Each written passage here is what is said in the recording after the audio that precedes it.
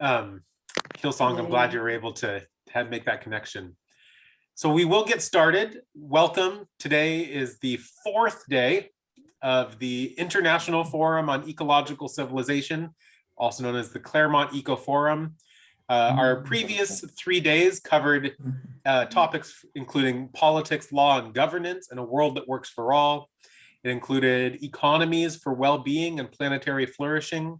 And yesterday, we talked about food and farming for future generations. And today we have the privilege of talking about education for sustainability and social change. The name of the degree program at Flagstaff College was the inspiration for today's session title and topic. What we'll be doing is about an hour of moderated panel discussion by Sandra Lubarsky, co-founder of Flagstaff College. And then we'll break out into about 2 hours of breakout sessions where we'll continue the conversation, and each of you will be a part of constructive dialogue towards solutions for the long-term well-being of people on the planet, rethinking systems of education in connection to values and worldviews and sustainability and social well-being. So I think this is going to be a wonderful conversation. We look forward to that, and I'll just stop talking. Sandra, take it away. Thank you, Andrew, and welcome everyone. Good evening and good morning to people wherever you are. And welcome to this session on education for sustainability and social change. We are missing, unfortunately, our one participant from China, but when he joins us, I'll introduce everyone to him. But I'll start by introducing Dr. David Orr, who is the Paul Sears Distinguished Professor of Environmental Studies and Politics and Special Assistant to the President of Oberlin College. But he's well known for the Oberlin Project, which was formed out of Dr. Orr's vision of full spectrum sustainability, an all-encompassing joint venture by the town and the college to create a thriving, sustainable, and environmentally friendly community in Oberlin. It's a model for the rest of us in the United States. David Orr is one of my environmental sustainability democracy heroes. His career as a scholar, teacher, writer, speaker, and entrepreneur spans fields as diverse as environment and politics, environmental education, campus greening, green building, ecological design, and climate change. It's really an honor to have David Orr here with us today. Andrew, thank you. Superintendent Chu is the superintendent of the Seoul Metropolitan Office of Education. He has taught at Sungkyunkho University, please forgive my pronunciation, in South Korea, and has participated in the democratic movements of the 1980s and the civic movements of the 1990s. He worked at numerous civic organizations and NGOs, both as a founding member and also as chair. In 2014, he was elected as superintendent of Seoul Metropolitan and has been working to mitigate the educational inequalities and reform the South Korean education system from a transformative perspective. Welcome, Superintendent Chu. Mirian Vilela is the Executive Director of the Earth Charter International Secretariat and the Center for Education for Sustainable Development at Up Peace. Mirian has been working with the Earth Charter Initiative since 1996. She coordinates the UNESCO Chair on Education for Sustainable Development with the Earth Charter and served as a member of the UNESCO Expert Reference Group for the Decade of Education for Sustainable Development. Welcome, Marilla. Our format today is intended to be dialogical and interactive, so I am going to watch the clock to make sure and that we actually cover our issues and that we move this along in a lively way. I do want to just say that life-affirming education is, as you know, key to building an ecological civilization. We need a paradigm shift. I think we all know that, one that supports the well-being of all life. What will this look like in terms of pedagogy, in terms of curriculum, in terms of institutional structures and goals? How can education become a path for creating an ecological civilization? Our session is structured around 3 sets of questions. Why do we need educational transformation? What's the problem with our current forms of education? Secondly, where do we want to go? What will this look like? And third, how do we get there? So that's a lot to cover in just a few minutes time. And I'm going to ask everyone then to briefly address the first question. What's wrong? What's wrong with where we are now? And what's the problem with our current form of education? Sandra, I am so sorry to interrupt. I neglected to remind people, probably the only thing I was supposed to do, right, is tell people there is simultaneous translation. So please go to the bottom of your Zoom window and select your language of choice between Korean, Chinese, and English on the interpretation button there, and you will be able to hear our speakers in your language of choice. I'm also happy to say that Jianzeng He has joined us, and I'll be spotlighting his video shortly. Oh, great. Let me tell you just a minute then about Jianzeng He, so that we can then start the conversation without interrupting. He is the founder of the Hengrong Farming Group and the executive headmaster of Jiandu Cultivation and Reed School, research fellow of China Agricultural University, and visiting professor at Shangji Agricultural University. Hengrong has developed a way of organic transformation of farms without volume reduction and promotes the rural revitalization based on full domain organic agriculture. So, so we have 4 people from very different, doing very different kinds of work, all working in educational transformation. And David, or I'm going to ask you to begin with laying out what the problem is, since you've done so eloquently in so many of your writings. Well, this will take many hours. Let me say several things to start. One is what an honor it is to be in dialogue with all of you. And I want to give a special shout out to John Cobb and Jay McDaniel and all of you who've been part of this dialogue. This is incredibly important. Part of cross-cultural dialogue. And Mirian, it's great to see you again, and the great work you're doing in Costa Rica and the Earth Charter, and this is an important strand of the whole debate. Let me, to just start this, there's no one on this event that could say, if you run the film fast forward into the future, just run the movie faster, that there's a happy ending ahead of us. And if there is a happy ending to be had, we will have to change a lot of things. And it starts with how we think and how badly we think about many things, including what binds us together. All the diversity of panelists and all the diversity that is on this beleaguered but beautiful planet. So if we look for problems, we typically, and this is a very Western idea that, oh, it must be technological. We need a fix, some kind of gadget or some kind of technology that will fix the problem.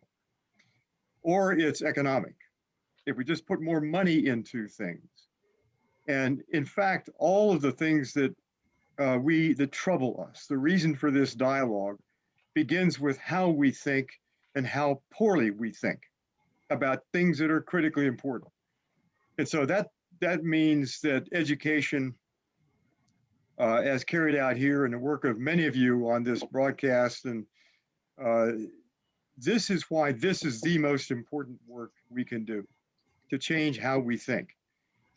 Sandra, you asked about what are the problems, and the problem, I think, begins with understating what we are, so that we've decided, and this is a more Western idea, that we would begin with mastery of nature. And so domination of nature was built into our technology, our economics, but then the educational system was designed to service that economy and those politics and that effort to control the world in ways that made some people very rich and other people very poor. So the very model of education for us, the industrial model, is wrong. And I don't, there's a Western saying that you don't throw the baby out with the bathwater. And so the question is, what has to happen within the structure of formal education, the universities and technical schools and universities around the world, and what else can we do?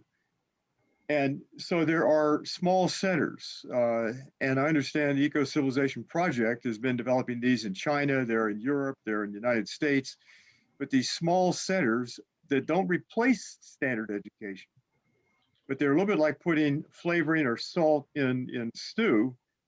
It's small by volume, but large by effect. And Sandra, I want to give you a shout out because you're starting a small center that will have major impacts when you get fully staffed and so forth. It'll have major impact, but it changes for students the clock speed, the rapidity of education, the breadth of education, the structure of education to make it more value laden. Let me stop there. We can talk about that more, but let me say one last thing. Two last things. It's so good to have a dialogue across Western and Eastern civilization because we see the world very differently. Not that either's wrong or right, but that we see the world differently, and it's a complicated world. And so the idea of beginning a dialogue across civilization boundaries where we can enrich each other, I think is critically important. And the last thing I would say is this. This is an idea that probably dates back to my association years ago with Jay McDaniel. But the idea of systems, I think, is the most radical word in any language. Because the word system, which is used over much in engineering, implies that we're all linked in all kinds of ways, that there is no buddy left or no thing, no life form left out of it. And religion and systems, it seems to me, are related terms. Both talk about the wholeness and the holiness of it all. And systems should be taken back out of its engineering context and applied as the core of the thinking process. And it doesn't imply necessarily large things. Everything can be seen as a system, but everything needs to be seen in that context. So I'll stop there. There's a lot wrong, but I hope that gets things started. Yes, thank you very much, David. I'm just going to summarize quickly problems with an industrial form of of education as a whole, problems with the way we think, that we think so poorly, and we think, well, unsystematically, and also think in terms of a false narrative of dominance over nature. I want to turn actually to Superintendent Chu for a moment, because Superintendent Chu, I'm very interested in hearing you address the issues of inequality, which is also a systems fault, right? A systems failure.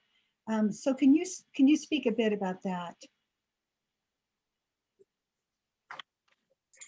예, 이렇게 함께 할 수 있어서. Well, first of all, it gives me a great honor.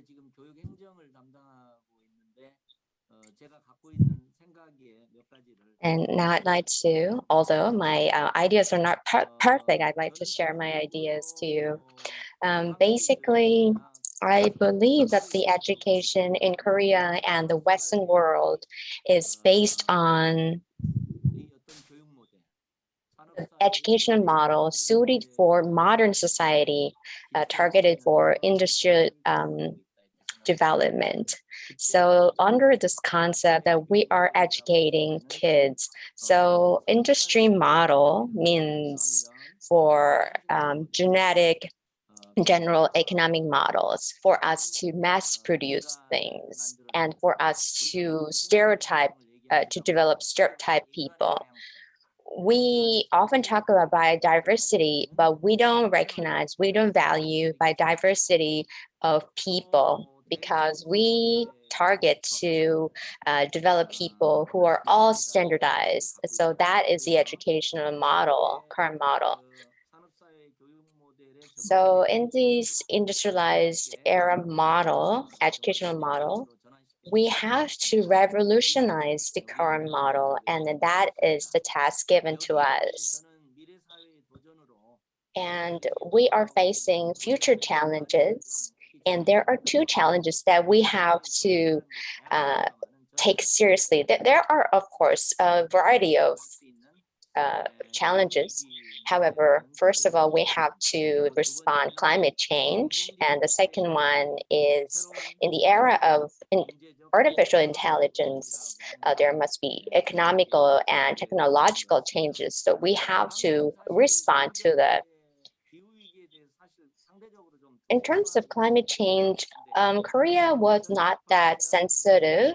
However, in October 2018, especially in the area of Incheon, IPCC, the 48th convention was held. And as you know, that we have came up with the our declaration.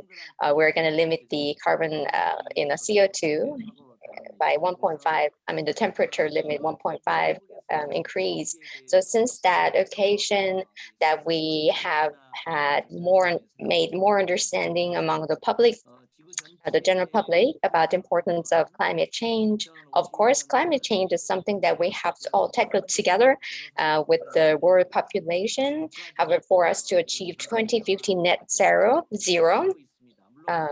goal, that we have to work together. Although we're not that advanced in terms of climate change tackling. However, that we are targeting to reduce 40% of CO2 by 2030. And the second one that we are working really hard is to help our students get ready for AI or the technology development. As super AI is introduced, people think that human beings are not useful anymore. Of course, we cannot say that's going to happen, but that gives us to a room for reflection. What is like being a human? So climate change gives us to the end of industrial era. But the second issue, the AI and the new technology era, is a challenge of a new coming era. So one is the end of one era, but the other one is the start of new era. That is the first of all, the industrial era is coming to an end, but it is assembling itself and leading us to a new industrial era. So in this middle of these two eras, we have been accustomed to hundreds of years of industrial model. Then how we're going to lead through the new industrial era and how we're going to whip that into our new educational system. And then that is the things that we are contemplating. Thank you very much, Professor Superintendent Chu. Thank you. We'll come back to those very interesting points that you just made. And let me move to Director Vilela. I'm sorry, Vilela, and to ask you your years of experience in sustainable development. What's your assessment of what the problem is? Thank you. Problems are. Thank you. Well, I would like just to maybe echo in what I have just heard. Certainly, the whole issue of the way we see the world, the ways we perceive the world. We have to start using the role of education to examine and question our assumptions and worldviews. I think education in the current times have lost its sense of purpose. And I think originally education had the purpose of enhancing the individual capacity to go to the next stage as an individual, but above all, to enhance the individual capacity to contribute to the betterment of society. Therefore, I think we need to really come back to that question of the purpose of education, or the purpose of why the learner reaches to educational institutions, and not limit that purpose to a utilitarian way, or to a purpose that is just to fulfill the needs of the individual, but above all, to have this kind of sense of responsibility that actually is also articulated in their charter, that says, the more I know and the more power I have, the more responsibility we should have to contribute to the common good and to the betterment of society. And therefore, I think it's important for us to come back and emphasize to that purpose of education as an instrument of social transformation, as an instrument to contribute to the betterment of our societies. I think, among other things, conventional models of education have contributed to where we are in terms of environmental degradation and social injustices. I would dare to say that it's contributing because one of the problems of education currently is that it's fragmented and decontextualized. Education is not helping us to shift our mindset or worldviews from a fragmented way of seeing the world to a more integrative or more systemic way of seeing the world. I think the more urbanized we get, the more educated we are, we could even argue that people get more disconnected from the essence of who they are as humans, and disconnected from our close and relationship with nature. And so I think one of the vacuums there have to do with the lack of that education systems are not necessarily cultivating our long-term thinking, critical and systemic capacity of looking at things, and above all, the values that could guide humanity towards a more ecological and planetary civilization. I think it's about time that we look at the opportunities that we have ahead of us. UNESCO has been working quite significantly in terms of articulating international policies on a new approach to education, on a new paradigm of education, not only from a content perspective, but also in terms of the ways of doing it, methodologies, that shifting away from vertical and rigid way of, or fragmented way of dealing with the content, but looking at ways that are more meaningful and transformative to the learner. But above all, an education that will bring the learner to a place that their consciousness, or planetary consciousness, will be expanded. So I'm certainly here in the work we do. We have been doing research and training and advocating for new paradigms of education that really puts at the center the purpose of cultivating and nurturing in the learner a new sense of belonging to the Earth community, a new sense of responsibility to the well-being of the community of life and the large living world.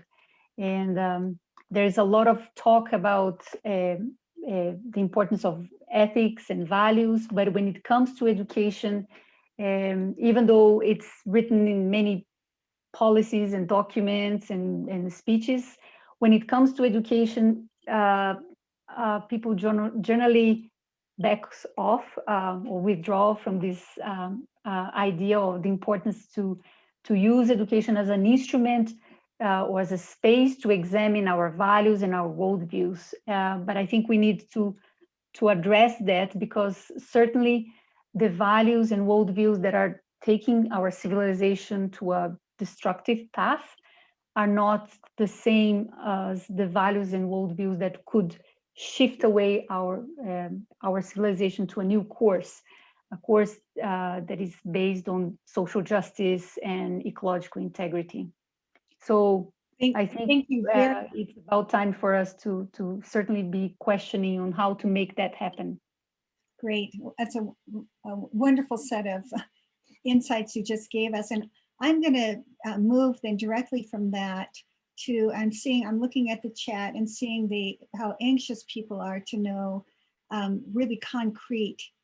get really concrete about this in this discussion. So my question to you all is, what should we stop teaching and what should we start teaching? What are the courses that we should be offering students?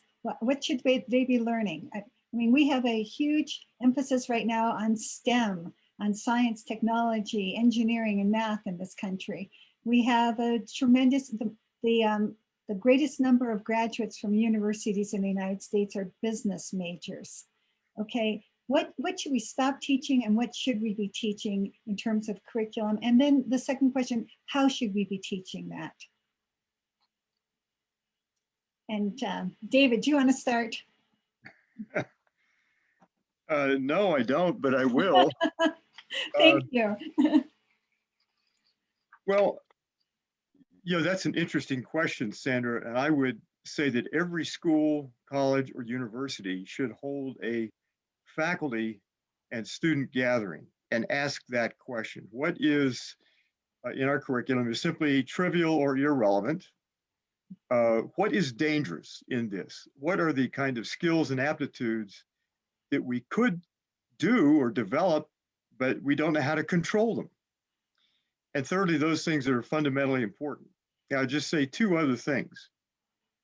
The world faces three huge crises at this point. Climate change was mentioned. That certainly is one. That could destroy us. Nuclear war and various other lethal devices could destroy us. Artificial intelligence, developing systems that are smarter than humans can ever be, is one.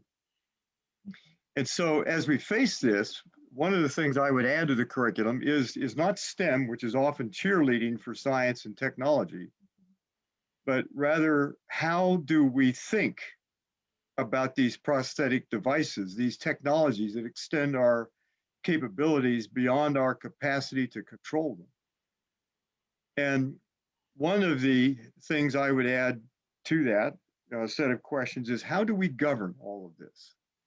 We've come to a point where there is no global governance, but there are global problems that cannot be solved individually by individual nations. Some can, but most of the big ones can't. So how do we make those governing decisions? And the last thing I would say is this.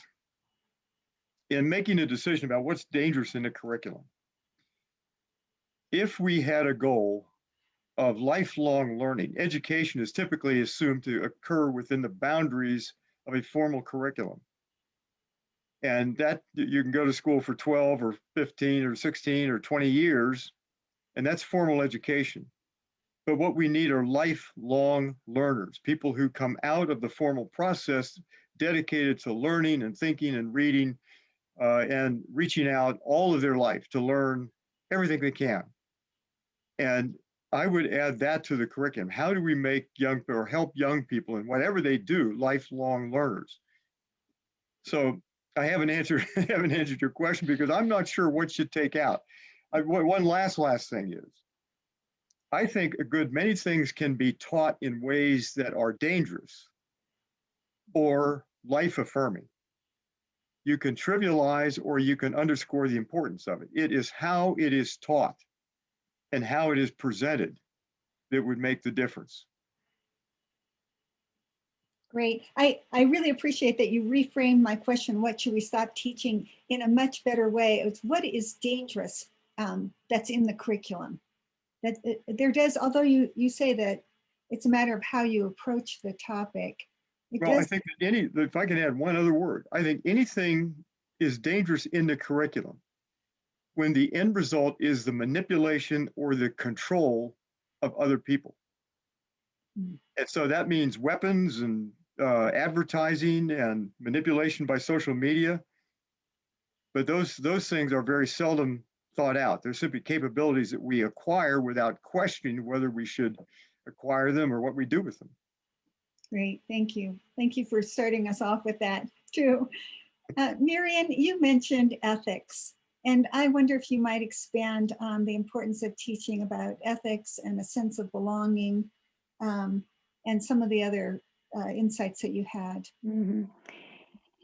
I think ethic, if we could just imagine a world where we'll be ecologically and ethically literate, rather than ecologically and ethical illiterate, because I think that's where the mainstream societies, we would be in a different stage in human civilization. But when we talk about ethical literate, people often think that it's about vertical education, right? And I think to answer the first question, which was what do we need to bring in or to teach or to incorporate, I think is spaces for considering the impact and consequences of our choices, spaces for the training through the training of future engineers, lawyers, doctors, scientists, administrators, any other professional, everybody who are going through the training of those professions, for instance, is to go through this process of constantly inquiring in asking the question of, in terms of the impact and consequences of their choices, their decisions, their actions as professionals in terms of the impact, not only for their family or their company or their country, their people, but the impact in the sense of expanding their view, or the frontiers of how much they would like to see that impact. So the impact not only within my close community, but I think we need to bring more to education, which has to do, of course, with bringing ethics and values examination, values clarification into education, has to do with constantly questioning the impact and the choices, but not only the impact and choices within my people, my country, but expanding that to a planetary vision. So I think it's considering the impact and the consequences in the well-being, not only of my people, but the humanity and the large living world, which, as it's articulated in the Rashad, has to do with shifting our mindset from being only concerned to humans, but also being concerned to the large living world or the community of life. So it's kind of asking constantly that question of the impact of our decisions and choices. So in expanding our frontiers and to what we can see and what do we consider, or how do we consider being responsible, kind of expanding that frontier of thought. And the last point I would like to make is, I think it's teaching us to see the relationships. When I hear news about methane or CO2 emissions and climate change, and I look at my people in Brazil and Costa Rica, I see that the reality is that the majority of people cannot relate to those words. It doesn't relate to climate change and CO2 emissions and greenhouse gases and methane, and so what? Like, there's a difficulty to relate those big words to the mainstream people in our society, to make them connect to that. So that information, even if they go study, is kind of disconnected from their reality. They hear, it's in the news or it's in a book, but it's disconnected from their day-to-day lifestyle decisions and etc. So I think the challenge for any education, if you really want to make it transformative learning and go through a transformative process, we need to help the learner to connect the dots, not only from a cognitive understanding, again, see the relationship of things and see how that relates to my life, but also look at the human beings and the learner, not only from the cognitive aspect, but looking at us as the integral beings. A lot of who we are, we move, we drive our decisions and ourselves and ways of being. A lot has to do with our emotions. So a lot of people, and UNESCO certainly is emphasizing and flagging the importance to bring a social emotional learning in the process of education, so that it's more impactful and it's not just about learning information with our cognitive self, but bringing the whole human. Great, thank you so much. Andrew, I'm seeing a message that Mr. He is in the waiting room. Is that, have you? He's been having some internet difficulties, dropping in and out. So I think we can just proceed, and I'll let you know if he's able to. 是的，我加入进来了。Wait. Is he here? Yeah, Mr. He said he's here.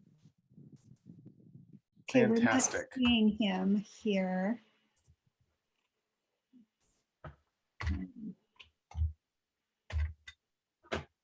It would be nice to have him in the conversation. Yeah, why don't you go ahead and include him? I'll see if I can get his video up. Okay, Mr. He, are you with us? 大家好，您好，主持人好，大家。 Good morning, everyone. Great, it's so nice to see you.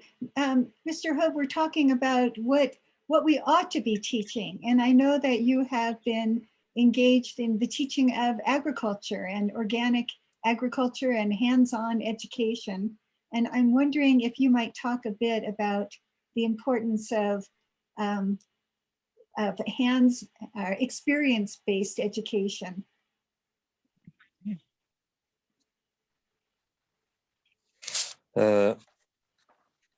大家好，非常抱歉，我这儿因为这个 Good 中断的 morning and good evening, everyone. I'm really sorry due to my internet connection that I have been late.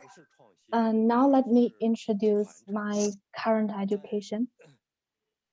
中国自古以来就有耕读传家的传统，像勤耕雨读昼耕。 Traditional Chinese society, our education actually is focused on farming because in the past there's no technology. We farm our grounds to produce fruits and vegetables. So that's why the farming culture in China, I think, is deeply grounded to our history and tradition.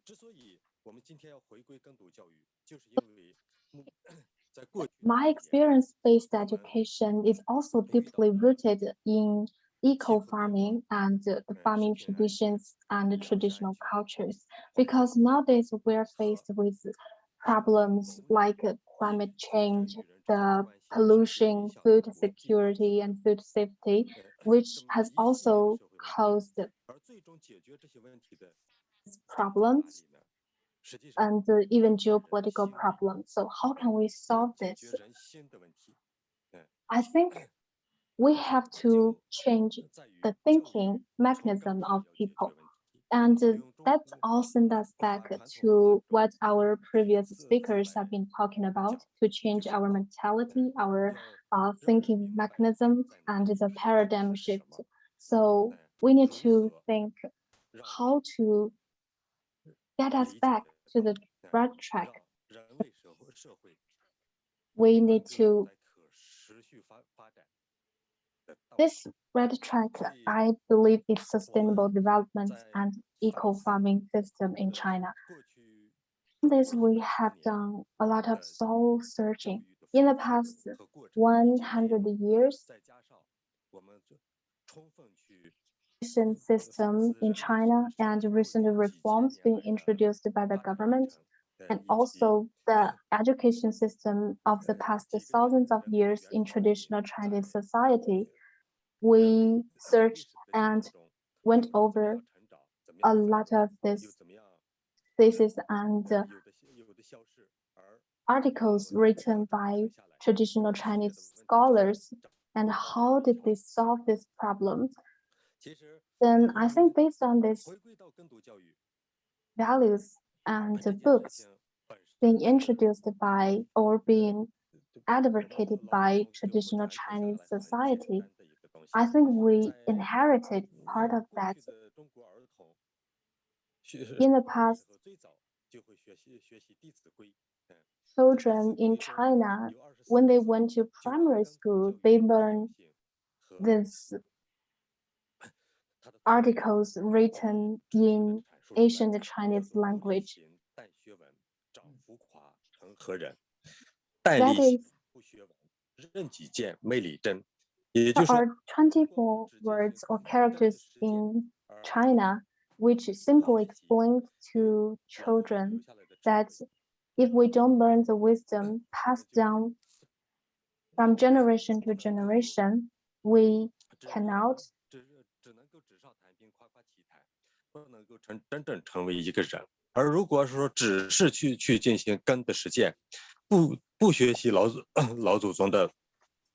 practice in the real field without learning the wisdom from the past, then maybe we can achieve success at a current moment, but there is no long-term success without knowing the relationship between humans and natures and also among human beings.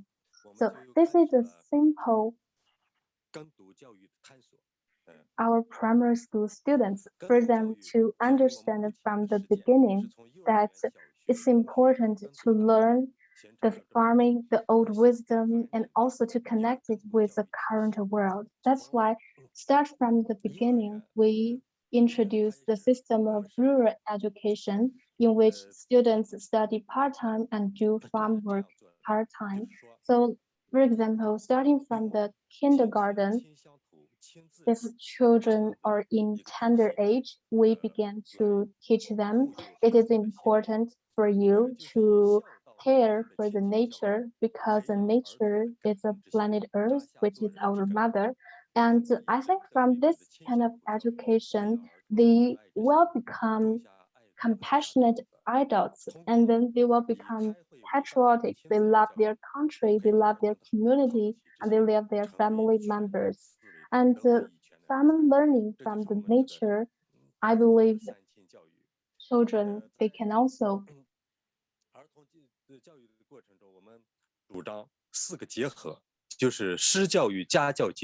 in the education for the children, we have several elements combined together, such as combining schools and the community to establish the generosity and the ritual development. And then we combine the classroom with the environment.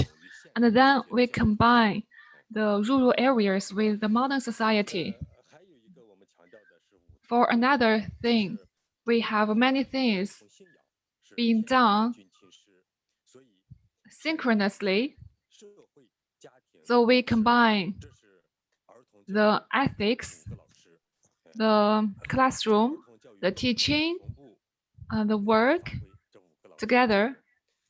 So we play the roles of these elements in children's education.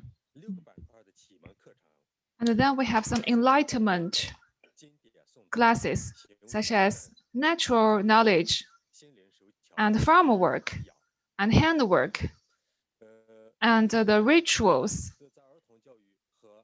And then in children's education and in our rural education university, we advocate this special educational model, which is the having 8 hearts, which means the teacher should have a kind heart, should work as a teacher and as a parent, and to make improvements for the children's well-being. So for this educational model, we implemented this model in a dozen of kindergartens and primary schools. One representative school is in the Shanxi province. In this school, we not only provide the high quality education for the rural children, but also we attracted many children living in the cities to come here for education. So we established many cooperative organizations with the farmers here so that we combine together to help the farmers to improve their livelihood. And also we prepared for the education for the middle school students. So if they have the foundation of such an educational model in kindergarten and primary school, and then in the middle school, they will finish studying the subjects of the math, geology, and other main course that will be studied in high school. So they will finish this within 2 to 3 years in the middle school time. So that in this way, when they are 16 or 17 years old, they can finish the study of all the basic courses, and then they can enter the college entrance examination, or they can apply for our rural education university. So we established our university project in 1922, which aims to revitalize our country and revitalize the rural areas and to improve the livelihood of all human beings. In the Song Dynasty of China, this is also the concept for the education. So one of the ancestors, they described our society in this way, that we should focus on education in the rural areas, such as farm work. So nowadays, we should provide opportunities for young people who want to devote themselves in the rural development, such as the construction and the development of rural areas and farming. So our university provides all this knowledge. And also, we provide education for the organic farming. We educate students with a healthy lifestyle and the integration of urban and rural areas. So in this process, during 3 years in our education, we ask students to practice what they learned in terms of organic farming. So they need to do farm work. And then a small amount of time is spent in classrooms for learning. And now our alliance has over a dozen of organizations nationwide. And we share our resources and we are open to all society. So we provide the education for children and adults in terms of the farming, the nature, and also including to improve some children with autism. And also we provide many different knowledge for the organic farming. And also water conservation, and many other knowledge related to farming technology. Mr. He, this is a... So this is our current practice model. Thank you. Thank you.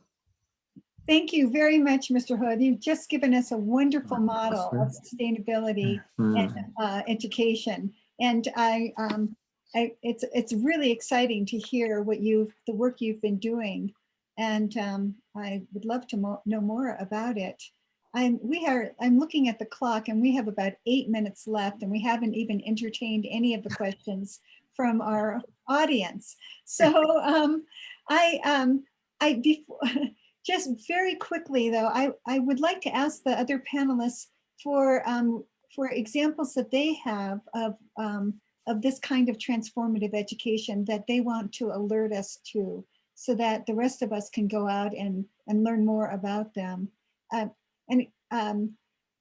Superintendent Chu, I know you didn't get a chance to speak about what you would be teaching, but you 저희는 clearly about climate change, climate change and diversity. I'm wondering if you have examples for us for how we get there. 네, 저희는 지금 네. The existing education model has to be transformed, and that is the direction that we're going. Transformative education is the direction we're going, and ecological transformative education is the direction we are going. So under this concept, we are putting in place diverse efforts. And for us to go for ecological civilization, the one is the greatest. One important direction is to teach the students how to learn about the values and the perception about the nature. As Dr. Vilela mentioned that, we need to teach that to students. And students need to be sensitive to the nature, and the school should be a place where that they can learn something, like how they connect to the nature. So school is more like a center or like town where kids can come and experience the nature. And also Dr. Orr mentioned that in this transition, the role of teacher is important. The teachers need to be also sensitive to the eco-civilization. So the teachers have to be trained. That is important. That is one of the emphasis that we are placing. And in this process, to help our students to be eco-sensitive and eventually to grow as a responsible citizen, there are processes and procedures that we are working.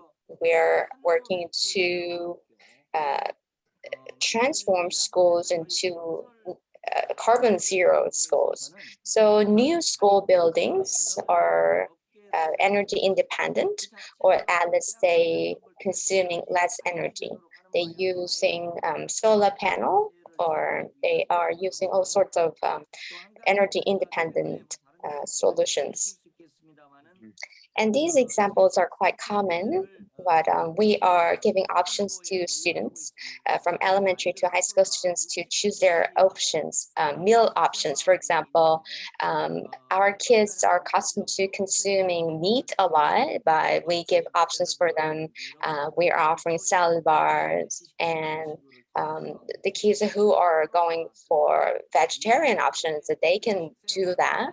So we are helping the kids to be more environmental friendly as a responsible citizen for the future. And one of the important things is connecting with the community. Depending on the local community, there is a community which boasts strong community activities based on strong environmental nature connection. So by connecting students with the community activity and also ecological activities, by combining them together as curriculum at school, that we are helping students to be more nature sensitive. Last but not least, we're also encouraging students to be more experience more art. we under the cooperative art curriculum, we are giving opportunities for play, musical, and the cinema. So in the 6 semesters, our middle class students can take part in the activities, but the theme has to be ecological related. So by suggesting them to think about ecological values, that they make their own play and they make the lightings and all, like, you know, the things together to put their performance on their class. So by helping them to expose various opportunities, that we're growing eco-citizens. Excellent. Really, thank you so much. It's really exciting to hear that you're doing that and doing it on such a large scale. One of the things I'm most appreciative of is the fact, your recognition that the teachers themselves need to be trained to teach this. And that's a major undertaking as well. I've been told by Andrew that we can run over time. So I am going to turn to David and Mirian and give you a moment to add some suggestions here for us. Well, Dr. Hee's proposal or work is wonderful. I've got to say that in our experience, we several decades ago, 20 years ago, we brought together a group of students on our campus and had them work with a team of 14 firms, including the National Aeronautics and Space Administration, to design a entirely solar powered building that emitted no waste products, made out of no toxic materials. And that building was open in the year 2001. And it powers itself entirely from sunlight. The standard for water management is drinking water in, drinking water out. So it has no waste product that leaves the building. And the point of that is, and just to expand on Dr. Hee's point, is the important fact of that is changing how they think by engaging them in actually doing the work with their hands and their heads and their heart. And so it teaches them that this is a new normal. This is the way schools ought to be. And then by implication, neighborhoods, whole cities, and a whole planet. But it makes the work of building a carbon neutral building and a carbon neutral city and a carbon neutral world possible. And it becomes what they see. And the power of that, I think, is in the eyes. We are visual creatures. We believe what we see. And something like 70% of our sensory apparatus is connected to our eyes. And so seeing is believing in that way. And the doing of this, I think the power of the proposal is that in the doing of it, you realize that at a very early age, you can do things. You are competent to do things. So hats off to you. That was a great suggestion. It works, and it's a great pedagogical device.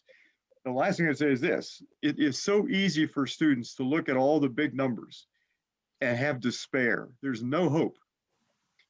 And by actually creating a model that works, real examples, you learn that hope is a verb with its sleeves rolled up. You're doing something that creates the grounds for hope. Great, thank you. Thank you very much for all the work that you've done in this regard too. And Mirian, I know I'm going to let you answer the way you want to, but I'd like you also, if you can, to address a little bit more about this aspect of socio-emotional development. And if there's examples of where that's happening.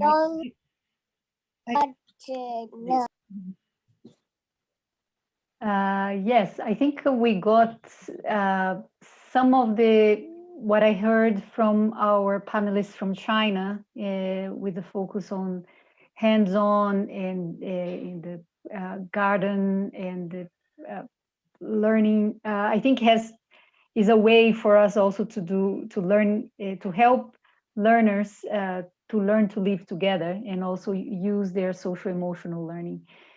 Well, we have done a research here in Costa Rica with actually not only limited to Costa Rica, was 140 stories of good practices of how different groups in all regions of the world have been incorporating values education for sustainability in their practice, from primary school to secondary school, higher education, and non-formal education.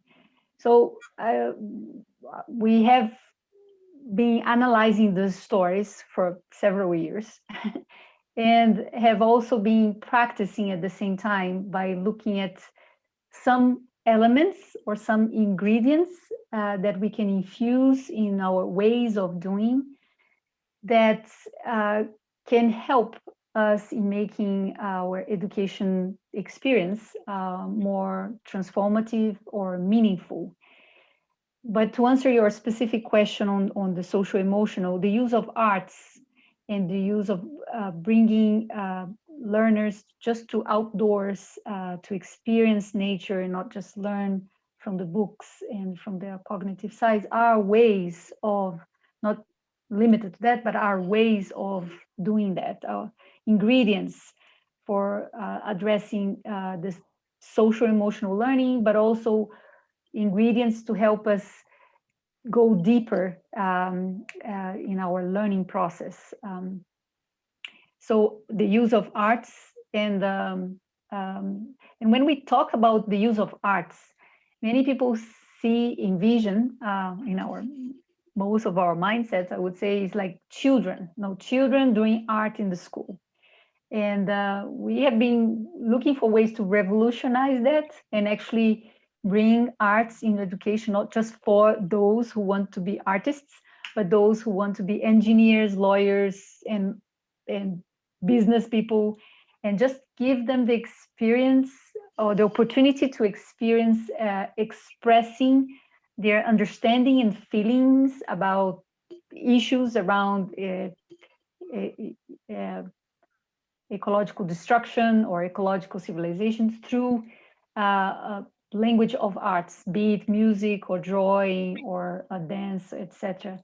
And again, we have been experiencing that. Just to give you just one example of what we have been doing over the past 10 years, is that arts can be used and can be considered as an ingredient for transformative learning and values-based learning. If we are to cultivate these worldviews that are based on values that are connecting the human or kind of inviting us to rethink our human nature relationship from a new lens. So interdisciplinary approach, many people talk about transdisciplinary or interdisciplinary approach, that it's very important for us to learn to connect subjects and areas of knowledge. I can say we have, I have, at least from my daughter's perspective and also part of our research, I have a 17-year-old daughter who is just finishing her secondary school experience and getting ready to go to university. And of course, for the past almost 15 years, I have been following what her experience in school, using philosophies from Montessori to Malaguzzi, Reggio Emilio, to multiple intelligences, and etc.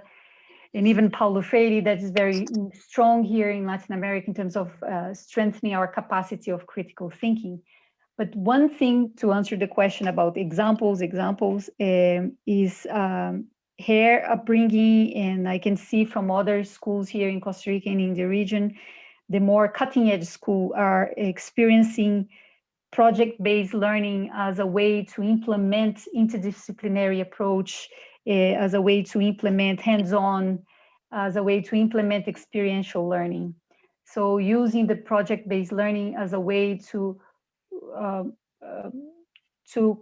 go over the fragmentation of disciplines and engage the learner in something that they can apply several skills in a project-based learning, including learning to collaborate with others, learning to envision something different, envision a different future, and above all, learning to collaborate. So project-based learning, I would just mention as a way, an ingredient to implement interdisciplinary approach, and also as a way to strengthen our capacity, or the learner's capacity to become systems literate.